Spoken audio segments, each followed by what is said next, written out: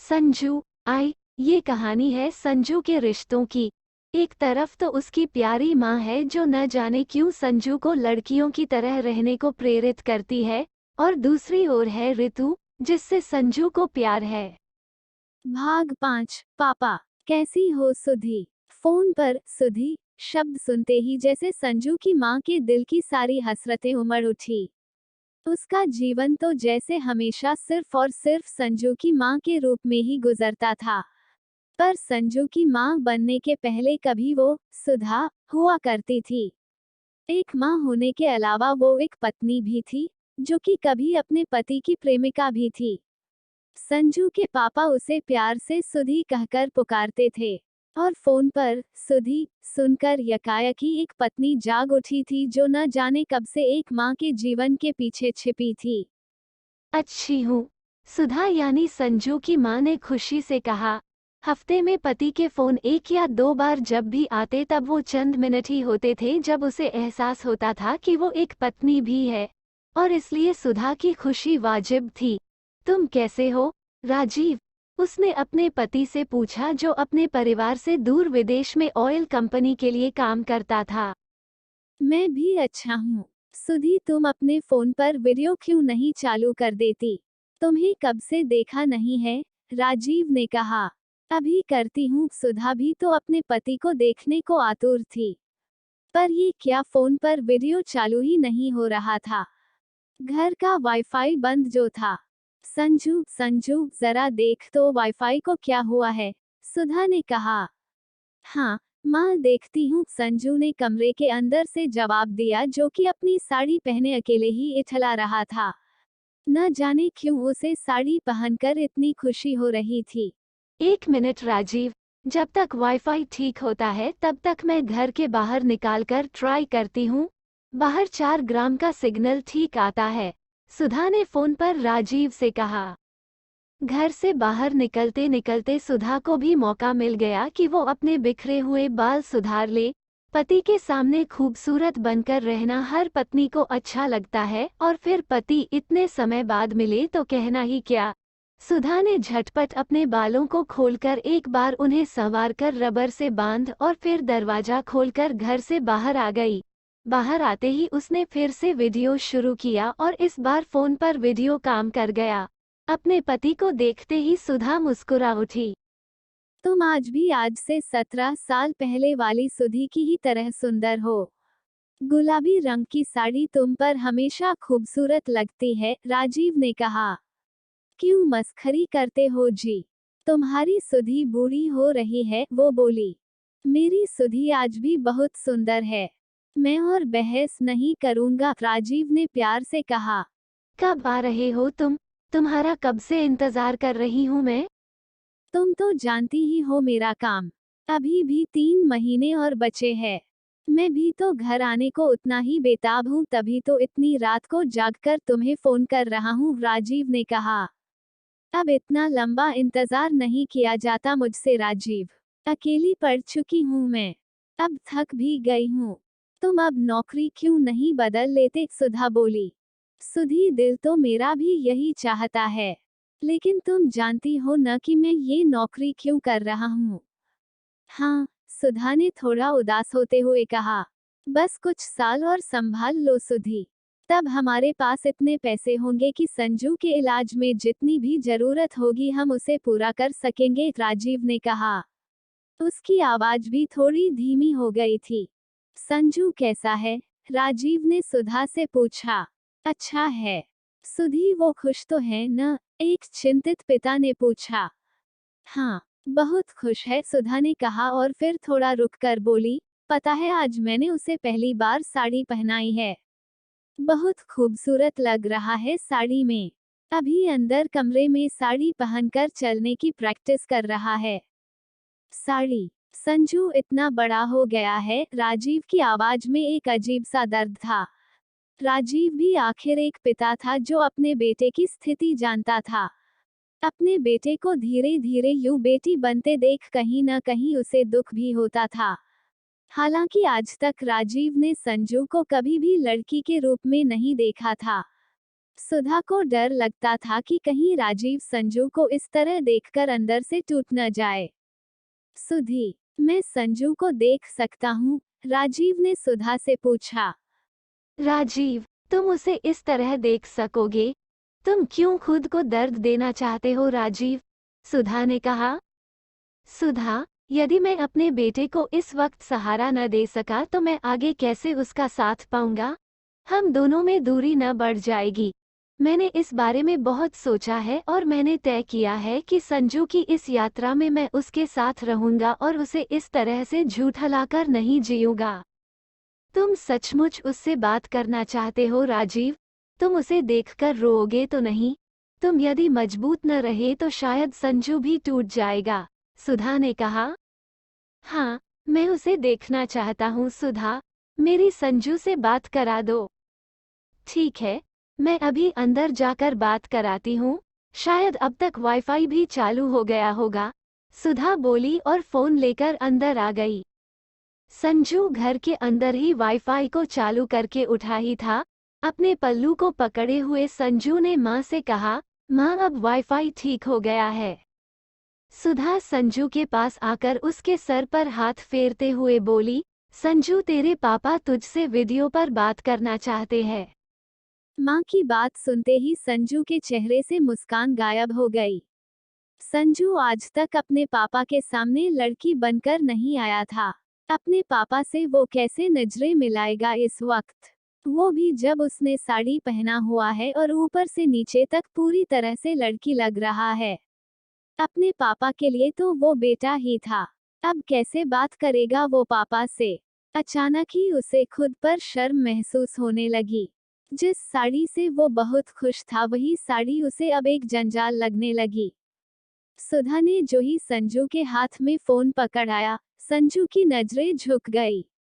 अपने पिता से ये साड़ी, ये बिंदी, ये ब्लाउज और ये लिपस्टिक अब कैसे छिपाता वो? और नजरें झुकाए हुए ही उसने सिर्फ इतना कहा, पापा, और उसकी आवाज लड़खड़ा गई। बेटा, राजीव की आवाज भी अपने बेटे को देख लड़खड़ा गई। संजू की आंखें भर आई और वह धीमे धीमे रोने लगा। अरे बेटा, तू रो क्यों रहा है? देख तो इतना सुंदर लग रहा है तू। पापा से बात करके कोई रोता है भला? राजीव ने संजू को खुश करने की कोशिश की। संजू ने सुबकते हुए ही कहा, आई एम सॉरी पापा। अरे सॉरी किस लिए बेटा? आपको मुझे इस तरह देखना जो पड़ रहा है। पापा, मैं आगे से ये सब कुछ नहीं करूंगा। मैं आपका बेटा ही रहूंगा। संजू अब भी सुबक रहा था। बेटा जरा मेरी ओर एक बार देखना। राजीव के कहने पर आखिर संजू ने वीडियो की ओर देखा। बेटा, पता है जब तुम्हारा जन्म होने वाला था तब तो हमको पता भी नहीं था कि हमारा बेटा पैदा होने वाला है या बेटी। पर मैंने तभी तुम्हारी माँ से कहा था कि हमारी जो भी संतान होगी मैं उसे हमेशा प्यार करूंगा। और बेटा, अब जो भी हो रहा है वो तुम्हारे या हमारे वश में तो है नहीं।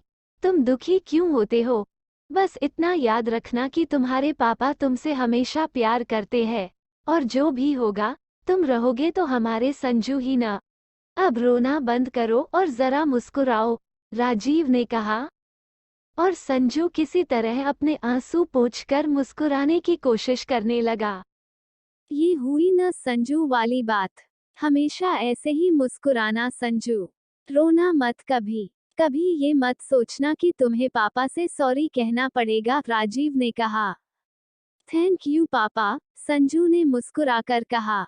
और फिर सुधा ने संजू के हाथ से फोन लेकर राजीव से कहा, सुनो, तुम्हारे यहाँ काफी रात हो गई है, तुम जाकर सो जाओ। यहाँ हम दोनों माँ बेटी को भी कुछ पल साथ में बिताने हैं। आज खुशी का दिन जो है। मेरे संजू ने पहली बार साड़ी जो पहनी है, इतनी सुंदर लग रही है, मुझे इसकी फोटो भी खींचनी है। गुड नाइट सुधा। गुड नाइट संजू, राजीव ने कहा और फोन काट दिया। माँ, तुम्हें पापा से ये सब कहने की क्या जरूरत थी? संजू ने मुस्कुराते हुए ही गुस्सा दिखाने की कोशिश की। मेरी बेटी है ही इतनी खूबसूरत, माँ ने कहा और संजू को गले से लगा लिया। संजू ने शायद सोचा भी नहीं होगा पर उसके लिए ये दिन बाकी दिनों के मुकाबले बहुत यादगार था। पहले तो सुबह सुबह ऋतु से उसकी बात हुई और उसके दिल में जो उलझन थी वो दूर हो गई थी। स्कूल में ऋतु को देखते हुए जो समय उसका बीता था, पहले प्यार की वो खुशी उसे दीवाना बना गई थी। और फिर घर आने के बाद माँ का दुलार और पहली बार साड़ी पहनना, न जाने क्यों उसको इतना खुश कर गया था। और अब पापा से इस तरह से बात। संजू और उसके पापा के बीच में बातें भले ही थोड़ी देर के लिए ही हुई थी, पर उस थोड़े से समय में ही इतना कुछ कह दिया गया था जो न जाने कितने समय से संजू के दिल को व्यथित करता था। संजू का जीवन आसान नहीं था। उसके शारीरिक बदलाव की वजह से वो जानता था कि उसकी माँ भी चिंतित थी, भले वो अपने चेहरे से कभी उसे प्रकट नहीं करती थी।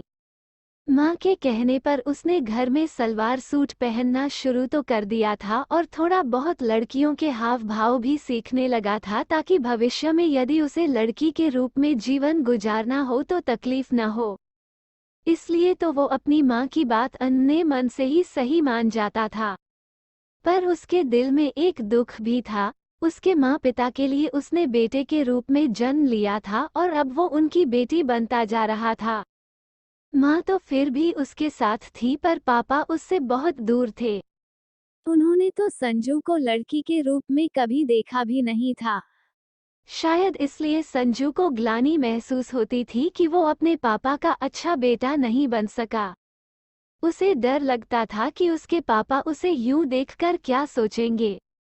इसलिए तो उसने अपने पापा से सॉरी कहा था। इसके अलावा एक और बात भी थी जो या तो संजू खुद समझ नहीं सका था या फिर वो खुद से ही उसे झूठला रहा था। माँ के साथ बेटी बनकर रहना संजू को बेहद सहज और स्वाभाविक लगने लगा था, भले वो उसे स्वीकार करने से घबराता था। क्योंकि यदि वो इस बात को स्वीकार कर लेता है तो उसका मतलब साफ होता कि वो लड़की ही है। भले संजू कहता ना हो, पर मन ही मन उसे एक खूबसूरत लड़की की तरह दिखने में कोई कमी ना हो, ऐसी अब उसकी चाहत हो चली थी। उसका दिल चाहने लगा था कि उसका फिगर भी ऋतु की तरह हो। और तो और जब वो अपनी माँ से बेटी की तरह बात करता तो उसे ऐसा लगता कि मानो सब आसान हो गया हो। शायद वो लड़की ही है। संजू इस बात को यदि मान ले तो उसे इस बात का दुख जरूर होता कि उसके माता पिता जो अब भी कहीं आस लगाए हुए हैं कि संजू का इलाज हो जाए तो वो लड़का बनकर रह सकेगा, वो आस एक झूठी आस होगी। वो उनके इस सपने को तोड़ना भी नहीं चाहता था। कम से कम आज पापा से बात करके उसे ये दिलासा तो मिल कि चाहे जो भी हो, उसके पापा उसे प्यार करेंगे। यूं तो संजू इन सब के बारे में बहुत सोचा करता था, पर आज जब से उसने साड़ी पहना था उसके दिल की एक चाहत तो पूरी हो गई थी, खूबसूरत दिखने की। और इसी खूबसूरती ने उसके दिल को जो खुशी दी थी, उसकी वजह से आज संजू दिल से खुद को एक लड़की समझ रहा था। पापा से बात करके उसके दिल का बोझ भी उतर गया था। ऐसे क्या देख रही हो, माँ? संजू ने अपनी साड़ी में लजाते हुए माँ से पूछा। उसकी नजरें कभी माँ के चेहरे को देखती तो कभी अपने हाथ में पकड़े हुए पल्लू को, जिस पर के फूलों के प्रिंट उसे लुभा रहे थे। कुछ नहीं, बस अपनी खूबसूरत बेटी को निहार रही हूँ। किसी की नजर न लगे मेरी बेटी को, माँ खिलखिलाकर बोली। माँ, तुम भी ना कभी कभी इतनी ओल्ड फैशनेड हो जाती हो, संजू ने नाटकीयता के साथ कहा। संजू को अपने हाथों में पकड़े हुए पल्लू के साथ खेलने में बड़ा मजा आ रहा था। ठीक है, तू कहती है तो मैं थोड़ी मॉडर्न हो जाती हूँ। अब जरा इधर देख, माँ ने कहा और अपने हाथ में पकड़े हुए फोन में कैमरा ऑन कर संजू की फोटो खींचने की कोशिश करने लगी। माँ, ये क्या कर रही हो? संजू ने माँ के कैमरा के आगे हाथ बढ़ाते हुए कहा।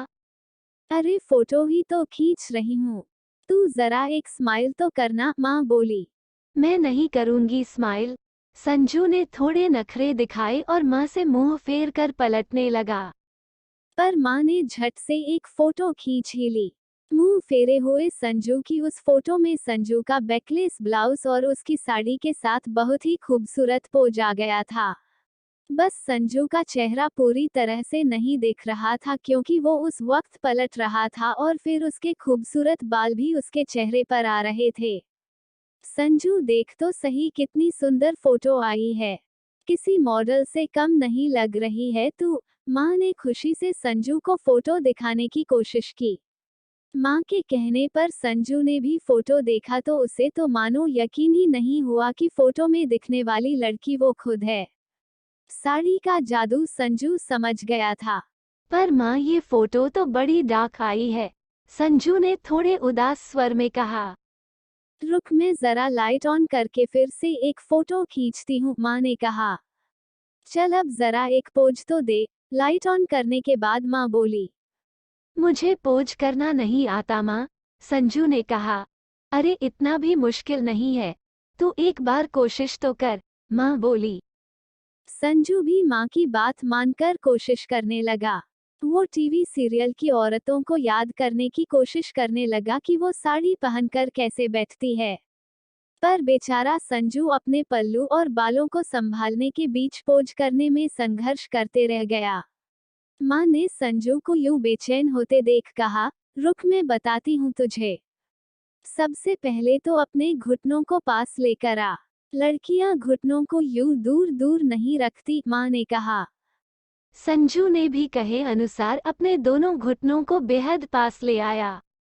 इतने पास की उसकी जांघें आपस में स्पर्श करने लगी।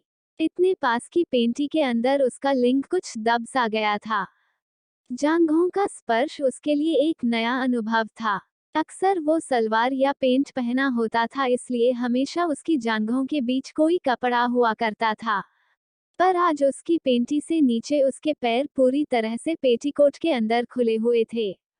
उस स्पर्श से उसे लगा जैसे वो अपने ही शरीर से कितना अनजान था। अपनी ही चिकनी जांघें उसे छुआती हुई अच्छी लग रही थी।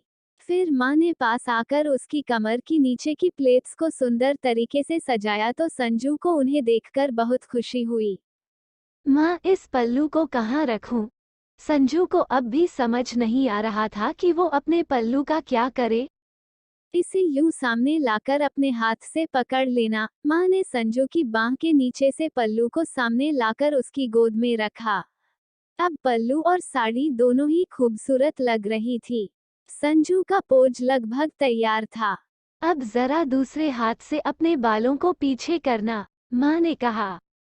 संजू ने ज्यों ही बालों को सुधारना शुरू किया, माँ फटाफट फोटो खींचने लगी।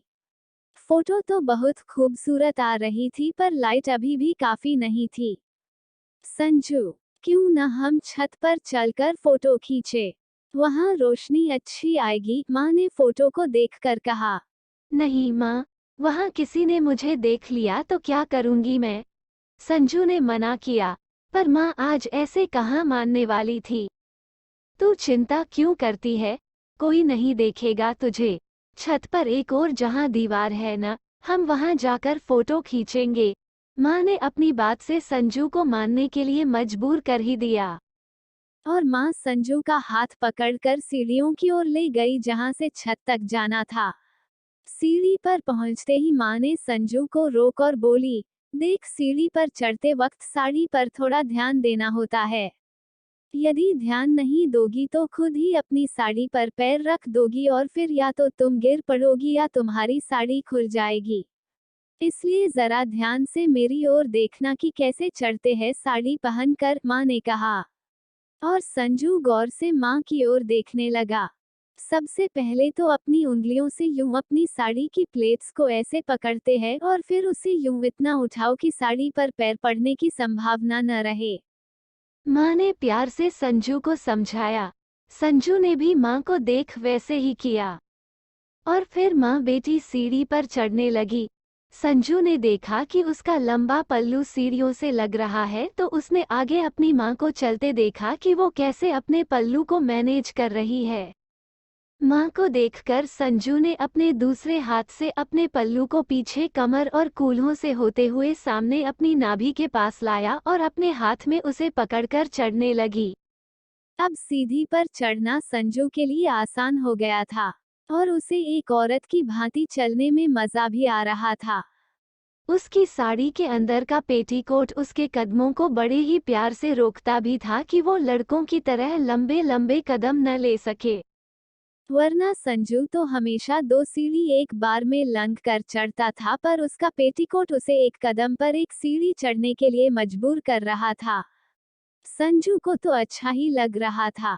सीढ़ी चढ़ते वक्त उसकी साड़ी उसके कूल्हों पर रगड़ खाती और उसके दिल में कुछ गुदगुदी सी कर देती। संजू को साड़ी पहनकर उसके साथ होने वाला एक एक अनुभव अच्छा लग रहा था और उसे कुछ सीख दे रहा था। साड़ी तो साड़ी, आज पुशअप ब्रा की वजह से उसके स्तन भी बड़े लग रहे थे और जो रह रहकर उसकी बाहों से रगड़ खाते और उसके स्त्रीत्व की भावना को और मजबूत करते। स्लीवलेस ब्लाउज में संजू की बाहों में ब्लाउज की कटोरी में उसके स्तन छुआना संजू को बहुत लुभा रहा था। और फिर सीढ़ी चढ़ते वक्त जो उनमें उछाल संजू महसूस करती तो अंदर ही अंदर खुद ही शर्मा जाती। अपनी ही खुशी में मगन संजू जब ऊपर छत के दरवाजे पर पहुंचा तो उसके कदम ठिठक से गए। दरवाजा खोलने के पहले उसके अंदर एक डर आ गया था। यदि किसी ने उसे देख लिया तो उसका निश्चित हो मजाक उड़ाएगा। संजू की मां ने उसके चेहरे पर वो डर देख लिया था। अरे इतना घबरा क्यों रही है तू? मैं हूं न तेरे साथ। मैं पहले देखकर आती हूँ कि छत पर हमें कोई देख तो नहीं सकेगा, माँ ने कहा और दरवाजा खोलकर बाहर निकालने लगी। पर तभी वो रुक गई और संजू की ओर देखने लगी और अपनी दिशा बदलकर अब संजू के कंधे पर उसकी साड़ी के साथ कुछ करने लगी। क्या कर रही हो माँ? संजू ने नर्वस होते हुए कहा। बस ये पिन खोल रही हूँ ताकि तेरा पल्लू खुला रहे, मेरी साड़ी की तरह, माँ ने कहा। पर माँ, बड़ी मुश्किल से तो अभी साड़ी पहनकर चलना शुरू किया है मैंने, अब तुम ये पल्लू को खोल रही हो, कैसे संभालूंगी मैं? संजू ने कहा। मैं फिर से पिन लगा दूंगी बेटा, बस ये पल्लू जब खुला रहेगा तो इसे खोलकर लहरा सकेगी और फिर फोटो भी अच्छी आएगी, माँ हंसते हुए बोली। माँ, मुझे नहीं लहराना है पल्लू वल्लू, संजू ने शिकायती लहजे में कहा। ओहो, तू अपनी माँ की बात मानती क्यों नहीं है? देखना तुझे भी बड़ा मजा आएगा, माँ बोली। अब माँ से संजू कुछ भी कह ले, आज तो माँ अपनी मर्जी चलाकर ही रहेगी। अब तक माँ ने संजू का पल्लू खोलकर फिर से पिन कर दिया था।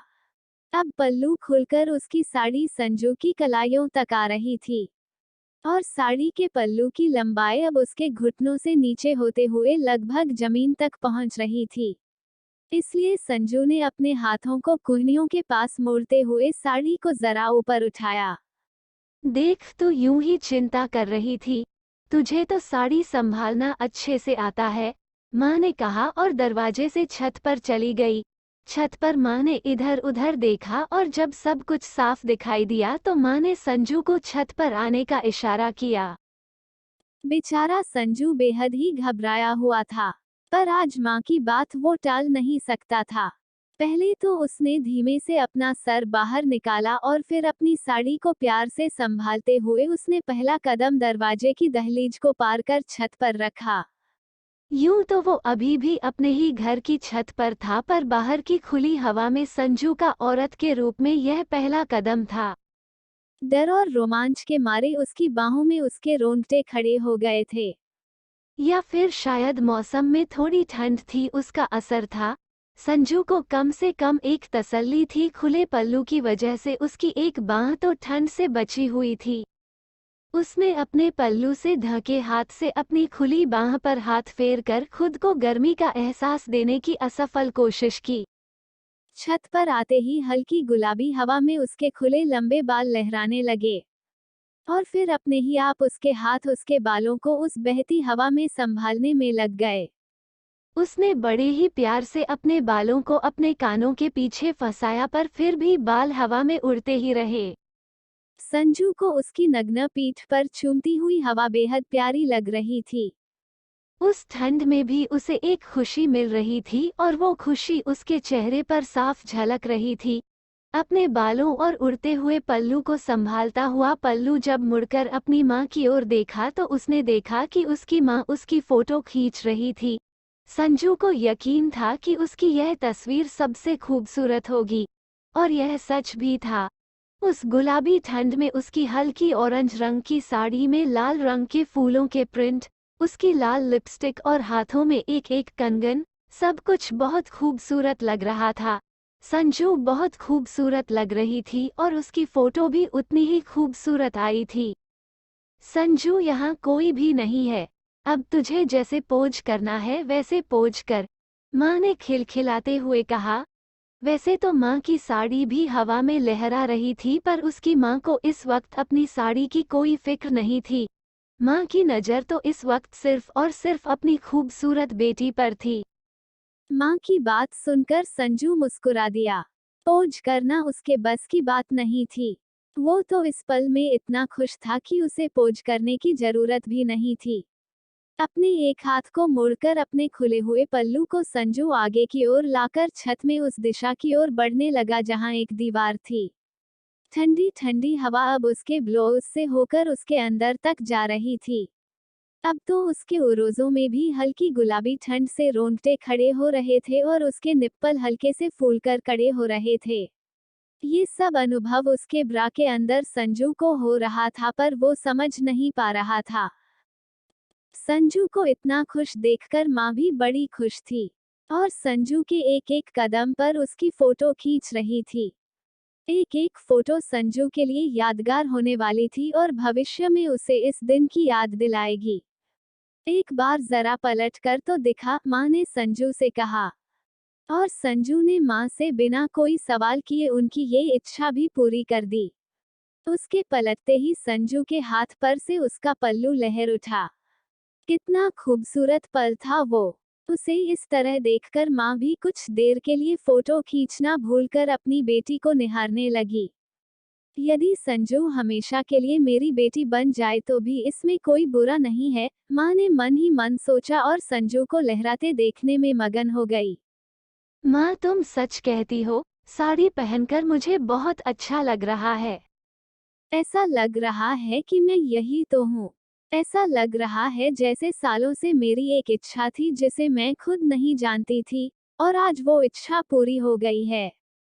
मैं आज बहुत खुश हूँ माँ, संजू ने जोर से कहा और अपनी दोनों बाहें फैलाकर गोल गोल घूमने लगा। उसे ऐसा लगने लगा जैसे वो आजाद हो गया है। चारदीवारी से बाहर खुली हवा में इस तरह निकलना, कुछ देर के लिए ही सही, उसके लिए ऐसा अनुभव था जैसे एक चिड़िया बंद पिंजरे से बाहर निकल आई हो। हवा में लहराती साड़ी मानो उस चिड़िया के रंग बिरंगे पंख थे, इतने सुंदर पंख जिनके बारे में वो चिड़िया जैसे खुद न जानती रही हो, पर आज वो अपने उन पंखों को देख सकती थी। और फिर उड़ते उड़ते वह चिड़िया अपनी माँ से गले लग गई। माँ की आंखों में अपनी बेटी को देखकर आंसू निकल आए। अरे रोती क्यों हो माँ?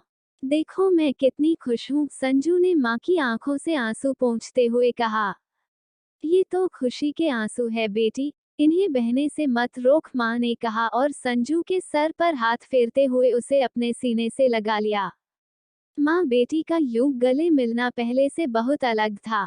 माँ तो संजू को पहले भी गले लगाती थी, पर कहीं न कहीं संजू खुले दिल से अपनी माँ से गले मिलने से खुद को रोकता था। अपने बढ़ते हुए स्तनों की वजह से उसके मन में कुछ संकोच रहता था, पर आज उसने अपने शरीर को दिल से स्वीकार कर लिया था। कम से कम इस वक्त तो वो यही सोच रहा था, और आज इसलिए बेफिक्र होकर संजू ने अपनी माँ को एक बेटी की तरह गले लगाया था। माँ, तुमने मुझे लिपस्टिक तो लगाई मगर नेल पॉलिश नहीं लगाई। देखो तो मेरे नाखून कितने सुने लग रहे हैं, संजू ने चमकती हुई आंखों के साथ कहा। हाँ बेटी, अगली बार जरूर लगाऊंगी, माँ ने नम आंखों से संजू के हाथ पर हाथ फेरते हुए कहा। मगर माँ, अगली बार मैं कभी साड़ी पहनूंगी तो मैं इस तरह का ब्लाउज नहीं पहनूंगी। मुझे इसमें बहुत ठंड लग रही है। मेरा दिल तो कर रहा है कि तुम्हारे आंचल के अंदर छिप जाऊं और तुम्हारी प्यार की गर्माहट में सकूं महसूस करूं, संजू ने कहा। संजू की बातें उसकी माँ के दिल को लुभा रही थी। पगली, तू इतनी बड़ी हो गई है, अब तुझे मेरे आंचल की क्या जरूरत है, माँ ने कहा। और फिर माँ ने संजू के पल्लू के खुले छोर को पकड़ और उसे उसकी पीठ पर से ले जाते हुए संजू के दूसरे कंधे पर से सामने लाते हुए वो छोर संजू के हाथ में पकड़ाते हुए बोली, अब तो तेरे पास तेरा अपना आंचल है बेटा। ले अब तुझे मिल गई गर्माहट। अब जब भी माँ के प्यार की गर्माहट की कमी महसूस हो तो अपनी साड़ी को इस तरह से लिपट कर मुझे याद करना और तेरी साड़ी तुझे तेरी माँ की कमी पूरी करने में मदद करेगी। संजू भी माँ की बात सुन मुस्कुरा दी। माँ की बात सच थी। उसकी अपनी साड़ी भी उसे सुकून दे रही थी। फिर भी माँ के आंचल की बात कुछ और होती है। संजू कुछ और सोचती उसके पहले ही उसकी माँ ने उसके पल्लू को पीछे से उठाकर उसके सर को ढक दिया। ढके सर के अंदर लजाता हुआ संजू और भी खूबसूरत लग रहा था। लाल रंग की बिंदी उसके माथे पर उसकी सुंदरता में चार चांद लगा रही थी। जब कभी भी तेज हवा चल रही हो और तेरे बाल खुले हो तो उन्हें हवा से इस तरह से बचाया करना। यदि सलवार पहनी हो तो अपने दुपट्टे से बच सकती है। तेरे बाल इतने लंबे और घने हैं, मैं नहीं चाहती कि तेरे बालों को कुछ हो, माँ ने संजू को प्यार से समझाया। यदि किसी औरत के पास लंबे घने बाल है तो वही उसका सबसे सुंदर गहना होता है। शायद संजू को ये समझ आ रहा था। जिन लंबे बालों से उसे शिकायत रहती थी, आज उन्हीं लंबे बालों की वजह से उसे इतना अच्छा लग रहा था। वो खुश था कि उसकी माँ ने उससे बाल लंबे करने को कहा था। और फिर संजू एक बार फिर छत की दूसरी छोर की ओर बढ़ चला। छत की यह सीमा छोटी जरूर थी पर घर की चारदीवारी से ज्यादा बड़ी थी और इसमें संजू आजादी महसूस कर रहा था। और छत की उस छोर से वो बाहर की बड़ी सी दुनिया को देखने लगा। एक दिन वो इस दुनिया में भी आजादी से अपने असली रूप में घूम सकेगा। उसे पता नहीं था कि वो दिन कब आएगा, पर जब भी आएगा वो उस दिन के लिए तैयार रहना चाहता था। कुछ देर यूं ही सपनों में खोया हुआ संजू फिर पलटकर माँ के पास आ गया। चलो माँ, आज के लिए इतना ही। तुमसे मुझे और भी बहुत कुछ सीखना है। पर माँ, आज के इस पल के लिए बहुत शुक्रिया। तुम्हारी बात भी सही है, न कि पहली साड़ी का अनुभव यादगार होता है। मेरे इस पल को यादगार बनाने के लिए धन्यवाद माँ। संजू की बात सुन माँ कुछ कह न सकी और संजू का हाथ पकड़ वापस उस दरवाजे की ओर बढ़ चली जहाँ से वो दोनों आई थी। यूं तो संजू को स्कूल से आए ज्यादा समय नहीं हुआ था, पर इतने थोड़े से वक्त में संजू के हाव भाव चाल चलन बिल्कुल बदल गया था। और अब तो माँ बेटी में प्यार भी इतना उमड़ रहा था। और संजू बिल्कुल एक चुलबुली बेटी की तरह अपनी माँ से बात कर रहा था। उस बात में न जाने क्या हुआ और संजू की माँ सीढ़ी से दौड़ी दौड़ी नीचे उतरने लगी। संजू भी माँ के पीछे पीछे तेजी से आने की कोशिश करने लगा। पर साड़ी पहनने का पहला अनुभव और ऊपर से खुला हुआ पल्लू, संजू कहाँ अपनी माँ की रफ्तार पकड़ पाता। उसकी माँ को तो साड़ी की आदत थी और संजू के लिए अभी तक साड़ी उतनी सहज भी नहीं थी। वो तो धीरे धीरे नजाकत के साथ अपनी साड़ी को पकड़कर सीढ़ी पर एक एक कदम नीचे देखकर उतर रहा था। जब माँ तेजी से नीचे आई तो अपने ड्राइंग रूम में आते ही ठिठक पड़ी। आंटी, माँ के सामने खड़े उस शख्स ने जैसे ही ये शब्द कहे, माँ की नज़र तुरंत पीछे पलटने को हुई ताकि वो संजू को आने से रोक सके। आंटी, आपकी सांसें इतनी तेज, उस शख्स से फिर पूछा। ऋतु, तुम यहाँ कैसे? माँ ने ऋतु से कहा। आपके घर का दरवाजा खुला दिखा तो मैं अंदर चली आई। सोचा संजू से मिल लूं। मुझे उससे कुछ होमवर्क के सिलसिले में बात करनी थी, ऋतु ने दमकते चेहरे से कहा। वो तो कब से संजू से मिलने को आतुर थी। माँ को आखिर एहसास हुआ कि जब वो संजू के पापा से बात करने के लिए घर से बाहर निकली थी तो उन्होंने दरवाजा खोला था। और फिर शायद संजू से बात कराने के लिए जब वो अंदर आई तो उन्होंने दरवाजे को बंद नहीं किया था। माँ के चेहरे पर पसीना और माथे पर चिंता की लकीरें आ गई थी। संजू किसी भी तरह इस कमरे में न आए, वो मन ही मन प्रार्थना करने लगी। माँ माँ, तुम कहाँ? मुझे दौड़ाती हुई चली गई। तुम जानती हो न कि मैं साड़ी पहनकर तुम्हारी तरह दौड़ नहीं सकती। संजू तभी उस कमरे में अपनी साड़ी पकड़े चलते हुए दाखिल हुआ। संजू की वो बात सुनकर ऋतु हतप्रभ थी। संजू, ऋतु का चेहरा गंभीर हो गया और उसने अचरज के स्वर में कहा, संजू ने साड़ी क्यों पहनी है? ये बात उसे समझ नहीं आई। संजू भी ऋतु को सामने देख घबरा गया। सीढ़ी से उतरते उतरते उसका आंचल उसके सीने से फिसल गया था और उसका ब्लाउज और उसके बीच उसके बड़े स्तनों के बीच की गहराई उस वक्त साफ दिख रही थी। शायद कोई और दिन होता और संजू ने पुशअप ब्रा न पहनी होती तो वो गहराई और उसके स्तन शायद छिप जाते, मगर आज नहीं। संजू को शायद अंदाजा हो गया था कि उसका आंचल फिसल गया है। उसने अपनी मां को कई बार देखा था कि वो कैसे अपने आंचल को समय समय पर अपनी उंगलियों से उठाकर ब्लाउज को ढकती थी। संजू ने भी वही किया। शायद ऋतु ने अब तक उसके ब्लाउज को न देखा हो, उसके स्तनों को नोटिस न किया हो। संजू मन ही मन सोचने लगा, मगर शायद तब तक देर हो चुकी थी। ऋतु के चेहरे की उड़ी हुई रंगत ये साफ बता रही थी। नोट: संजू की छत पर खींची हुई सभी तस्वीरें इस पेज के नीचे गैलरी में है। उसे देखना न भूले।